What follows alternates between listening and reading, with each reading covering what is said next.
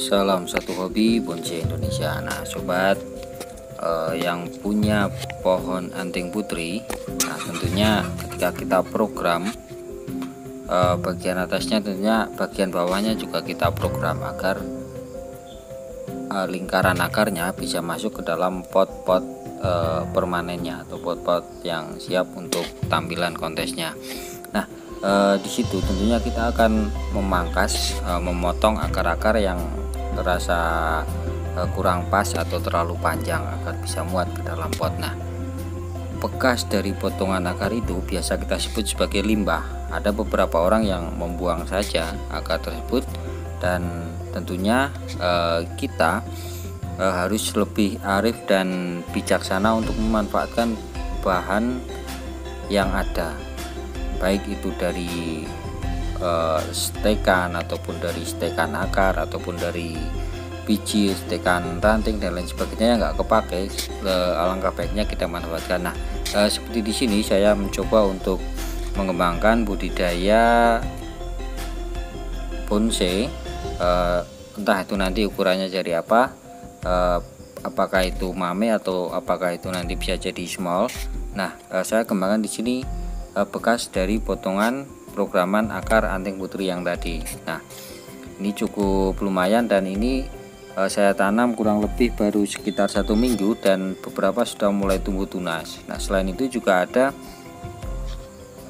bahan budidaya yang lainnya, yaitu dari cangkok. Nah dari cangkok ini ya, jadi apapun yang bisa kita lakukan untuk budidaya, entah itu cangkok, stek ataupun yang lainnya, maka ya ayo kita kembangkan itu barang-barang agar hasanah ataupun kekayaan tanaman bonsai di Indonesia bisa lebih banyak lagi dengan berbagai macam modelnya dan berbagai macam ragamnya. Nah sini ini beberapa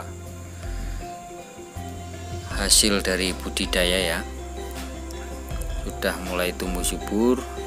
Ada yang dari stek, ada yang dari cangkok, ada yang dari potongan akar. Nah kita manfaatkan itu, dan tentunya nanti ketika dia sudah tumbuh kemudian terprogram dengan baik akan mempunyai nilai, meskipun nilainya nggak sebagus dengan pohon induknya, atau mungkin dia juga bisa lebih bagus dari pohon induknya, tergantung bagaimana kita programannya. Nah ini ya cukup lumayan, sudah mulai tumbuh tunas.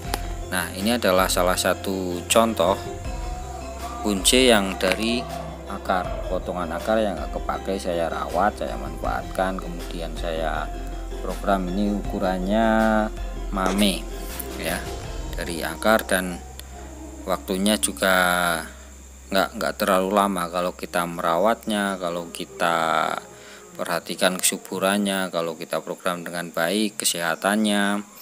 Tentunya juga membutuhkan waktu yang cukup singkat untuk kita memprogramnya, apalagi bonsai-bonsai dengan ukuran mame. Dan ini cukup lumayan untuk menambah penghasilan, minimal bisa untuk beli pupuk atau beli pot-pot yang kecil, atau bisa buat beli media tanam, atau bisa juga buat beli kawat dan yang lain sebagainya. Jadi ini cukup lumayan. Jadi bagi teman-teman ya yang punya jenis apapun lah, kalau yang bisa dibudidaya dari akar, bekas potongan akar kita manfaatkan, seperti pohon anting putri ini ya, atau juga yang lainnya semisal hokianti itu kan juga bisa dari akar, ataupun jenis ulmus juga bisa kita kembangkan dari akar, selain dari stek batang atau stek cabang atau cangkok. Nah ini cukup lumayan, jadi ayo kita bareng-bareng kembangkan budidaya. Nah ini juga salah satu